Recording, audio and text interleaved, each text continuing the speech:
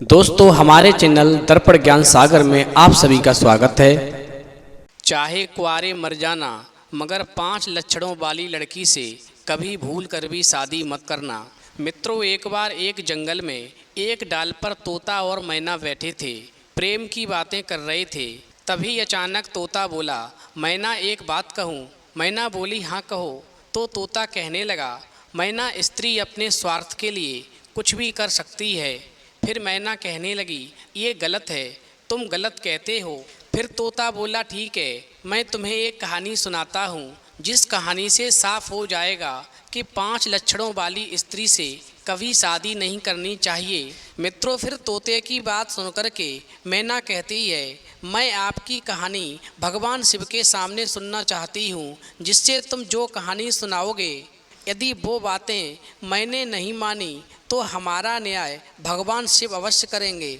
मित्रों, इस प्रकार वो तोता और मैना भगवान शिव के पास पहुंच जाते हैं और सारी बात बताते हैं। तो भगवान शिव कहते हैं, ठीक है तोते, तुम कहानी सुनाओ और बताओ कि कौन से 5 लक्षणों वाली लड़कियों से शादी नहीं करनी चाहिए। मित्रों, अब तोता कहानी सुनाता है। तो कहानी शुरू करने से पहले मेरा आप सभी से अनुरोध है कि आप हमारी कहानी में खो जाएं। उससे पहले हमारे चैनल को सब्सक्राइब अवश्य कर लें और कहानी के अंत तक बने रहें, क्योंकि आधी अधूरी कहानी सुनने से आधा अधूरा ही ज्ञान प्राप्त होता है, जो जीवन में कभी काम नहीं आता।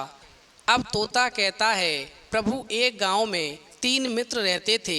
एक राजा का लड़का था, दूसरा साहूकार का लड़का था और तीसरा एक बनिए का लड़का था। तीनों दोस्तों में बनियों का लड़का बहुत ही चालाक था। तीनों दोस्त एक साथ बैठे थे तो राजा के लड़के ने कहा, कल तुम दोनों मेरे साथ चलो, मैं अपनी पत्नी को मायके से विदा करा के लाता हूँ। हम तीनों साथ में चलेंगे तो ससुराल तक का सफ़र बातचीत करते हुए आराम से कट जाएगा। तोता कहता है, प्रभु, इस प्रकार वो राजा का लड़का अपने दोनों मित्रों को लेकर के अपनी पत्नी को बुलाने के लिए ससुराल चल दिया। कुछ ही समय के बाद में वो उस गांव के नज़दीक पहुंच गया।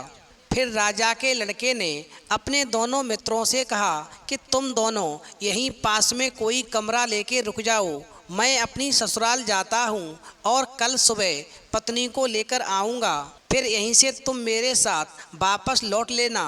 और ऐसा बोल कर के वो राजा का लड़का अपनी ससुराल चला गया और उसके दोनों मित्र उसी शहर में एक कमरे की तलाश में निकल पड़े। उन्हें कुछ देर के बाद में एक पुराना मकान दिखाई दिया। वहाँ पर खाने की व्यवस्था थी। इस प्रकार वो राजा के दोनों मित्र उस मकान के पास पहुँचे जहाँ पर उनको कमरा लेना था। वहाँ पर एक बूढ़ी औरत खड़ी थी और वो रो रही थी। तोता कहता है, प्रभु, वो राजा के दोनों मित्र उस बूढ़ी औरत को रोता हुआ देख कर के उसके पास गए और उससे पूछा कि हमें रात गुजारने के लिए एक कमरा चाहिए। तो बूढ़ी औरत ने कहा कि यहाँ पर मत रुको, यहाँ पर मौत का घर है। मगर साहूकार का लड़का अंदर एक खूबसूरत लड़की को देख रहा था। वो उस लड़की पर मोहित हो गया और अपने मित्र जो एक बनिए का लड़का था उससे कहने लगा कि मुझे इस लड़की से मिलवा दो, चाहे कोई भी रास्ता निकालना पड़े। तोता कहता है, प्रभु, इस प्रकार उस बनिए के लड़के ने अपने साहूकार मित्र को उस लड़की से मिलवाने के लिए मन में एक योजना बनाई और उस बूढ़ी औरत से पूछा कि ये लड़की कौन है। तो उस औरत ने उन दोनों मित्रों को बताया कि बेटा, ये एक वेश्या है, जो इसके पास जाता है वो जिंदा बचकर नहीं आता। ये एक नागिन है, इससे बचना मुश्किल है, इसलिए इसके पास में भूल कर भी नहीं जाना। तुम कहीं दूसरी जगह जाकर के अपना कमरा तलाश लो। ये ऐसे ही चमक दमक करके लड़कों को अंदर बुलाती है और फिर उन लड़कों को अपनी जान से हाथ धोना पड़ता है। तोता कहता है, प्रभु, इतना कहकर के वो बूढ़ी महिला वहाँ से चली गई। फिर उस बूढ़ी महिला के जाने के बाद में उस बनिया के लड़के ने एक उपाय निकाला और साहूकार के लड़के को उस वेश्या से मिलवाने के लिए एक रास्ता बनाया और साहूकार के लड़के को लेकर के वेश्या के पास तक पहुंचा दिया। फिर जैसे ही वो बनिया का लड़का अपने मित्र साहूकार के बेटे को उस वेश्या के पास छोड़कर बाहर आया तो उसे एक स्त्री और नजर पड़ी। उस स्त्री से वो पूछने लगा कि मुझे यहाँ पर एक बूढ़ी महिला ने बताया यहाँ पर जो भी जाता है वो जिंदा वापस नहीं आता।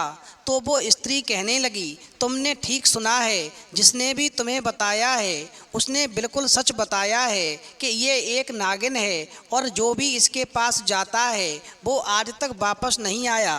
तोता कहता है, प्रभु फिर तो उस स्त्री की बात को सुनकर के वो बनिए का लड़का घबरा गया और एकदम से तलवार लेकर के उस कमरे के बाहर बैठ गया जिस कमरे के अंदर वो साहूकार का बेटा और वेश्या सो रहे थे। अब थोड़े ही समय इंतजार करने के बाद में आधी रात जब होती है तो बनिए का लड़का क्या देखता है कि एक नागिन उसके मित्र की तरफ आ रही है। फिर तो वो एकदम से बहुत ही चालाकी से तलवार निकालता है और नागिन को मार गिराता है और फिर पलंग के नीचे उसके दोनों टुकड़ों को ढक देता है। तोता कहता है, प्रभु जैसे ही वो नागिन मरती है वैसे ही वो वेश्या भी मर जाती है। फिर वो बनिए का लड़का जैसे ही बाहर आया तो उसने एक सुंदर औरत को जंगल की तरफ जाते हुए देखा तो उसने उस औरत का पीछा किया और उसके पीछे पीछे वो जंगल में पहुंच गया। फिर उस बनिए के लड़के ने क्या नज़ारा देखा कि वो लड़की सीधी एक साधु के पास जाती है और साधु से कहती है कि अब मैं तुम्हारे पास नहीं आ पाऊंगी, मेरे पति मुझे बुलाने के लिए आए हैं। तो साधु कहने लगा, कितने दिन मेरे पास आती रही और आज मुझे छोड़ कर के तू यहाँ से जा रही है। फिर तो साधु उस लड़की के साथ में ज़बरदस्ती करने लगा और गुस्सा में आकर के साधु ने उस लड़की की नाक को काट दिया। तोता कहता है, प्रभु नाक कटते ही वो लड़की ज़ोर ज़ोर से चिल्लाती हुई अपने घर को भाग गई। अब तो ये नज़ारा देख कर के वो बनिया का लड़का क्रोधित हो गया और उसने अपनी तलवार से उस साधु का गला काट दिया। अब उधर वो लड़की अपने घर जाकर सोचने लगी कि मैं अपने घर वालों को क्या मुंह दिखाऊंगी, कैसे बताऊंगी कि साधु ने मेरी नाक काटी है। फिर उसके मन में एक उपाय आया कि उसका पति उसे विदा कराने के लिए आया था जो उसके घर में रुका हुआ था। उसने विचार किया कि मैं अपने पति को ये सारा इल्ज़ाम लगाकर फंसा देती हूँ कि मेरे पति ने ही मेरी नाक काटी है। और फिर उस लड़की ने ऐसा विचार करके उस राजा के लड़के को फंसाने के लिए सोचा और बरामदे में आकर के ज़ोर ज़ोर से चिल्लाने लगी। तभी सभी लोग जग गए और पूछा कि बेटी ये क्या हुआ, तुम्हारी नाक किसने काटी। तो वो लड़की कहने लगी, मेरी नाक मेरे पति यानी इस राजकुमार ने काटी है जो मेरी विदा कराने के लिए आया है। जब इसने हमारे ही घर में हमारी नाक काट दी है तो अपने घर ले जा कर के ये मेरा क्या हाल करेगा। तोता कहता है, प्रभु फिर तो सभी लोगों ने राजा के लड़के को बंदी बना लिया। उधर बनिए का लड़का साधु को मारकर आ रहा था, तभी रास्ते में एक मंदिर दिखाई दिया तो उस मंदिर पर बैठ गया। कुछ समय के बाद में वहाँ पर 4 चोर आए और मंदिर पर बैठकर कहने लगे कि हे देवी माँ, आज हम लोगों ने खूब सारा सोना लूटा है, आज हम बहुत प्रसन्न हैं, इसलिए हम इस प्रसन्नता की खुशी में आज राजा की लड़की की बलि आपके स्थान पर चढ़ाएंगे। और ऐसा कहकर के वो चोर वहाँ से चले गए, मगर वो बनिए का लड़का चुपचाप चोरों की बातों को सुनता रहा और एकदम से घबरा गया और फिर मंदिर के अंदर जाकर छुप गया। तभी कुछ समय के बाद में वो चारों चोर उस राजा की लड़की को बंधक बनाकर लेकर आते हैं और उस मंदिर पर रुकते हैं। उनमें से एक चोर कहता है कि आज देवी माँ प्रसन्न हो जाएगी, तू जल्दी से जा और इस राजा की लड़की की बलि माता के चरणों में चढ़ा दे। तोता कहता है, प्रभु तभी उनमें से एक चोर उस लड़की को लेकर के मंदिर के अंदर जाता है और जैसे ही वो लड़की की बलि चढ़ाने के लिए आगे बढ़ता है तभी बनिया का लड़का उस चोर का सर काट देता है और लड़की को एक किनारे छुपा देता है। उधर जब काफ़ी समय हो गया वो चोर वापस नहीं गया तो दूसरा चोर उसे देखने के लिए आता है। वो बनिया का लड़का उस दूसरे चोर को भी मार गिराता है। इस प्रकार बारी बारी से उस बनिए के लड़के ने चारों चोरों को मार दिया। तोता कहता है, प्रभु, चोरों को मारने के बाद में बनिया का लड़का उस लड़की को अपने साथ लेकर जाता है। तो रास्ते में उस लड़की को उस बनिए के लड़के से प्यार हो जाता है। तभी वो लड़की उस बनिए के लड़के से शादी करने के लिए बोलती है, जिस पर वो बनिए का लड़का मना कर देता है। तो लड़की कहती है, शादी नहीं करोगे तो मैं तुमको फंसा दूंगी। और ऐसा कहकर के वो लड़की चिल्लाने लगती है कि इसने मुझे बंधक बना कर के मेरे साथ में गलत व्यवहार करने की कोशिश की। तोता कहता है, प्रभु, फिर तो उस लड़की की आवाज़ को सुनकर के राजा उस बनिए के लड़के को बंधक बना कर के अपने दरबार में उपस्थित होने की बात कहता है। फिर दरबार में आने के बाद में वो बनिए का मित्र क्या देखता है कि उसके बाकी दोनों मित्र भी उसी दरबार में बंधक बने हुए हैं। अब राजा सुनवाई शुरू करता है तो सबसे पहले साहूकार के लड़के से पूछा जाता है कि तुमने उस वेश्या को क्यों मारा। तो साहूकार का लड़का कुछ नहीं बोलता है। तभी बनिए का लड़का कहता है कि मुझे पता है कि उसकी मृत्यु कैसे हुई। तो राजा कहता है, ठीक है, तुम बताओ। तो वो बनिए का लड़का कहता है, महाराज, वो वेश्या एक नागिन थी। मैंने उस नागिन से अपने मित्र को बचाने के लिए उस नागिन को मारा था, पर साथ में वेश्या भी मर गई। यदि आपको यकीन नहीं है तो अपने सैनिकों को भेज करके पता करवा लीजिए। नागिन को पलंग के नीचे मैं ढककर आया हूँ। तोता कहता है, प्रभु, सैनिक जाकर के जब पता करके आते हैं तो बात सही निकलती है। फिर राजा साहूकार के लड़के को छोड़ देता है। अब उसके बाद में राजा के लड़के का नंबर आता है, जो अपनी पत्नी को विदा कराने के लिए गया था। राजा उससे पूछता है कि तुमने अपनी पत्नी की ही नाक क्यों काटी। फिर तो वो राजा का लड़का सोच में पड़ गया, क्योंकि उसे तो मालूम ही नहीं था कि इसकी नाक कैसे कटी। तभी बनिए का लड़का यानी राजा के लड़के का मित्र कहता है, महाराज, मैं बताता हूँ, इसकी पत्नी का एक साधु के साथ में अवैध संबंध था। मैंने रात्रि के समय इस औरत को जंगल की तरफ जाते हुए देखा तो मैंने उसका पीछा किया और ये स्त्री एक साधु के पास पहुंची और उससे कह रही थी कि मैं तुमसे नहीं मिल पाऊंगी, क्योंकि मेरे पति मुझे बुलाने के लिए आ गए हैं। अब तुम यहाँ पर कभी मत आना और यहाँ से चले जाना। बस इतनी सी बात सुनकर के साधु को क्रोध आ गया और कहने लगा, अब तक तू रात्रि में रोजाना मेरे साथ रहती थी और अब मुझे छोड़कर जाती है, इसलिए मैं तेरी नाक काट दूंगा। और उसने तलवार निकाल करके इस लड़की की नाक काट दी। और ये सब नज़ारा मैं अपनी आँखों से देख रहा था। मुझे बर्दाश्त नहीं हुआ। फिर मैंने भी तलवार निकाली और उस साधु की गर्दन को काट दिया।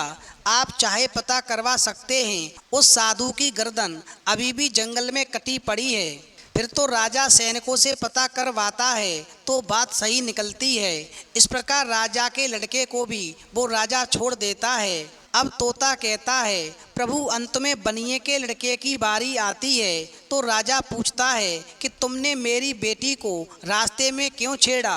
फिर बनिए का लड़का कहता है कि महाराज, मैंने आपकी बेटी को नहीं छेड़ा है, आपकी बेटी ने मुझे फंसाया है। मैं तो उसे चोरों से बचा करके आपके पास घर छोड़ने आ रहा था, तो आपकी बेटी ने मुझसे रास्ते में शादी करने की बात कही। मैंने इससे मना कर दिया कि मैं ऐसी लड़कियों से शादी नहीं करता, इसलिए इसने गुस्से में आकर के मुझे झूठा फंसा दिया है। अब तोता कहता है, प्रभु, इस प्रकार सारी बात सुनकर के राजा बहुत ही शर्मिंदा हुआ और बनिया के लड़के को सम्मान पूर्वक बाहर छोड़ आया। और फिर तीनों मित्र वापस खुशी खुशी अपने गांव आ गए।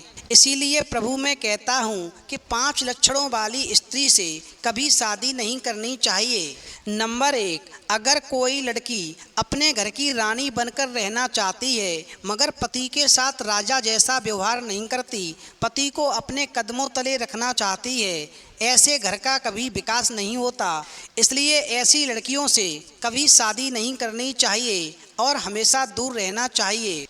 नंबर 2, यदि कोई लड़की अपने पति या परिवार के ऐसे खास राज को जिससे पति या परिवार पर संकट उत्पन्न हो जाए दूसरों के सामने वो गुप्त राज खोल देती है और अपने अंदर छुपाकर नहीं रख सकती तो ऐसी स्त्री से हमेशा दूर रहना चाहिए।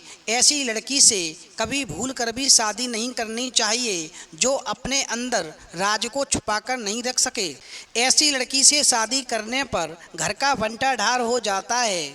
नंबर 3, यदि कोई स्त्री शरीर से सुंदर है और चरित्र से सुंदर नहीं है, उसका चरित्र गिरा हुआ है, ऐसी स्त्री अपने पति या सास ससुर का कभी सम्मान नहीं करती और ऐसी स्त्री की वजह से ही सर शर्म से झुक जाता है।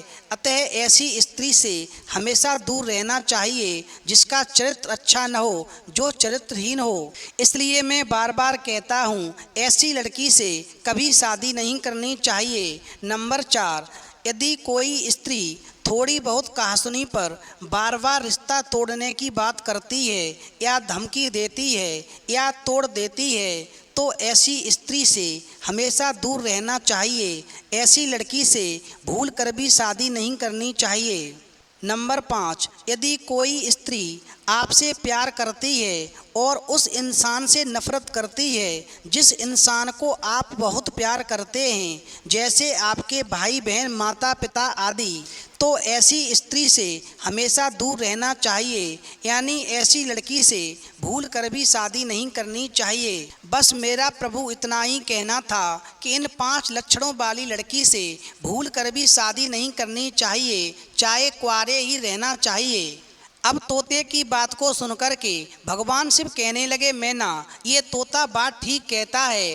फिर इस प्रकार तोते की बात से वो मैना सहमत हो जाती है और तोता और मैना खुशी खुशी वहाँ से उड़ कर के उसी पेड़ की डाल पर आकर बैठ जाते हैं। तो मित्रों, यदि कहानी आपको पसंद आई हो तो प्लीज़ आप हमारे चैनल को सब्सक्राइब अवश्य करें और भगवान शिव पार्वती के लिए एक लाइक करना ना भूलें।